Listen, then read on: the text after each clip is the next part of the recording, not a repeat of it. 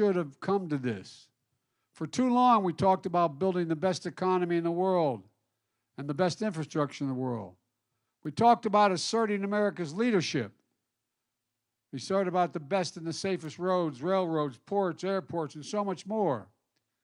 But now we didn't do it. We're finally getting to it. We're getting it done. We finally decided that instead of being ranked number 13 in the world, 13 in the world in infrastructure, the United States, 13 in the world in infrastructure, we should be ranked number 1. So instead of infrastructure week, which was a punchline for 4 years under my predecessor, it's infrastructure decade, a headline on my watch. With the help of your members of Congress here today, I signed into law a once-in-a-generation investment in roads, highways, bridges, railroads, ports, airports, and so much more. Over $1.2 trillion. It's called the Bipartisan Infrastructure Law. And it's the most significant investment in American infrastructure, roads, bridges, et cetera, than since Eisenhower's interstate highway system. Pennsylvania alone has already received $5.2 billion just this year for hundreds of projects across the Commonwealth. And that's just announced another $2.5 billion to fix and upgrade Pennsylvania's roads and bridges. And there'll be billions more for other projects. Let me tell you why this matters. When I was here in January, I told the governor that we'd help rebuild this bridge behind us as fast as we possibly could. That day, the governor moved and signed an emergency order that let us move separate federal funding as quickly as possible to the project. The reason we could do that is because I had just signed the infrastructure law a few months earlier. But had we waited for that money, it would have taken longer. The governor knew he could count on the new law to fund other projects to ensure the projects he already had started for infrastructure in the state would not be slowed down in the process. The result, Pennsylvania has been able to repair Fern Hollow Bridge in less than a year, and by Christmas, God willing, we'll be walking. I'm coming back to walk over this sucker. Although my staff said to me, "You realize how many times you've been to Pittsburgh?" I said, "No." I said, 19. I said, "But Bobby, don't tell them in Scranton." Don't tell them in Scranton. Anyway, but it's being done in record time. Normally, you'd be looking at 2 to 5 years to build a bridge like this, literally. And the total project cost $25 million, fully paid for by the federal government. And by the way, in the process of that, not a single penny of that money has cost anybody making under $400,000 in the nation to pay a penny more in taxes. And by the way, in the process, we also cut the deficit in this process nationally by $1.4 trillion just this year. So, Gov, the fact is, it wouldn't have happened without you, Gov. It wouldn't have happened at this time. That's not hyperbole. That's a fact. And you're working so hard to get it done. I want to thank you. This really matters. Folks in the neighborhood relied on this bridge, the walking path underneath, to commute to work, to take their kids to school, to run errands, to stay connected to other neighborhoods like Squirrel Hill and Waterfront in Oakland. And below the bridge, Frick Park is going to be fixed up when this is done to better than it was, hiking paths, new seating areas. This bridge was built initially in 1901. It was rebuilt in 1970. These guys behind me know that. None of them were here then, I don't think. But the fact of the matter is now it's a modern bridge of the 21st century with 4 lanes for vehicle traffic, a path for cyclists and pedestrians. This project has supported over 100 jobs, good paying construction union jobs. Laborers, carpenters, cement masons, so many more. The contractor delivering this project, by the way, has been a company that's been owned by the same family for 4 generations. A union company since 1930s that built our roads and our bridges, building during the New Deal, during Eisenhower's interstate highway system, and now the bipartisan infrastructure law. But you know, this is one bridge also tells a broader story. There are nearly 45,000, say it again, 45,000 bridges across this country in poor condition. In Pennsylvania alone, there are 3,100 bridges, 7,500 miles of highway in poor condition. And as I was talking to your person, Gov, also, we're going to get the railroad going too. I'm a rail guy. Anyway, Pittsburgh's a city of bridges, but too many of them are in poor condition, like this bridge behind me before it collapsed. With the bipartisan infrastructure law, we're doing something about it. This is just one of 2,400 bridges across the country that are being repaired just this year because of this law. For example, the Allegheny County work's underway to repair the bridges of the Boulevard of the Allies. Not just bridges, though.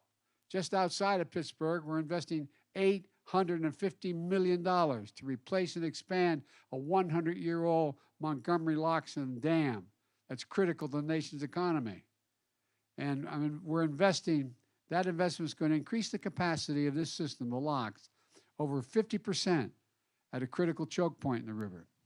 That means we're going to be able to move an additional 14,000 barges every year, saving the equivalent of having to have 1 million hauls on tractor trailers to get the same material to where it has to go. These savings are going to allow the locks to be more efficient and move 10 billion tons of goods like coal, petroleum, and steel. As a consequence, we're lowering the cost of transporting these materials, but just as important, we're going to reduce emissions that could come from the trucks and trains hauling it over reduce it by 3.5 million tons of CO2 a year. Cutting pollution in the air we breathe. This is good for the economy and the environment and public health. And Bobby, I promised you, he's been on my back to get this done since I got elected president. Don't forget the locks, John. So I just think, I'm not sure how we're going to do this, but so long as I couldn't say no, so we get the money for the locks project done, I think we should call it Casey's Lock. I don't know. But Bobby, you have been, for a Scranton guy to worry about the locks in this side, anyway. In the Hill District of Pittsburgh, we're providing funding to revitalize the area by making sidewalks and streets safer for pedestrians and drivers and connecting communities that suffered for decades for lack of investment. And thanks to the infrastructure law, Pennsylvania's going to get $170 million over 5 years to build out the electric charging stations that are going to be available to all the electric vehicles that are going to be on the road. And that's just what we need, because half of the new car sales in America are going to be electric by the end of this decade. My administration has recently approved Pennsylvania's plan, so the funds are available now so the IABW can start constructing these facilities. We're putting $20 million in the new 7,000 square foot terminal at the Pittsburgh Airport to include upgrades to the security screening, baggage check system, so it's easier and more efficient to catch your flight. No one knows better than the people of Pittsburgh that there are thousands of uncapped or orphan wells, oil and gas wells, spewing methane into the air. These abandoned mines scattered throughout this area. It's a legacy left behind by the mining, oil and gas companies. When the wells and fields went dry, the companies left it for people of Pennsylvania to clean it up. Well, guess what? We're going to clean it up.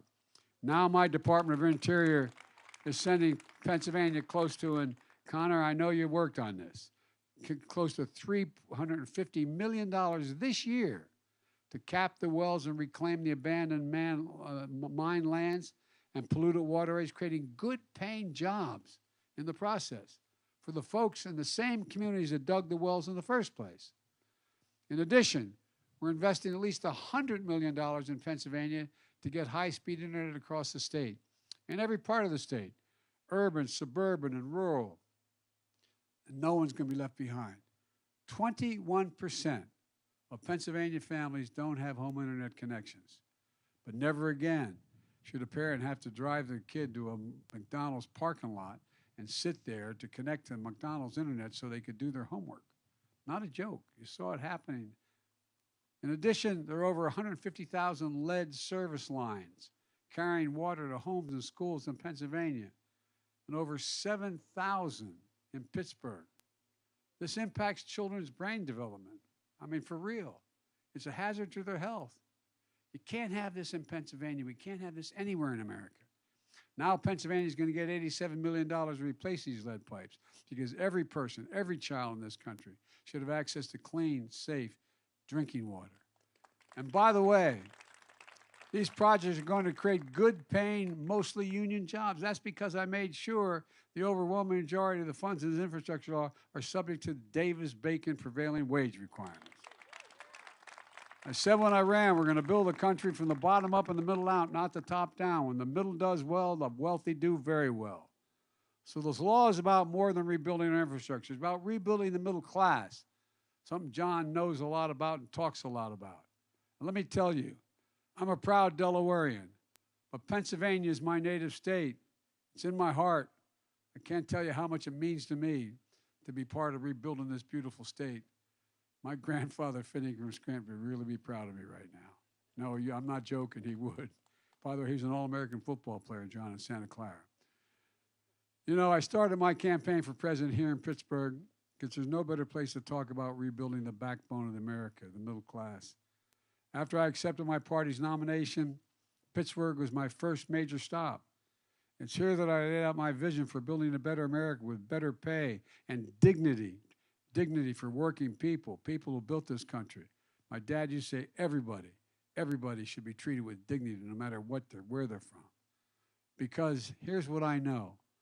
For most of the last century, we led the world by a significant margin because we invested in our people, we invested in ourselves, we invested in our land. But along the way, we stopped doing that. But not anymore.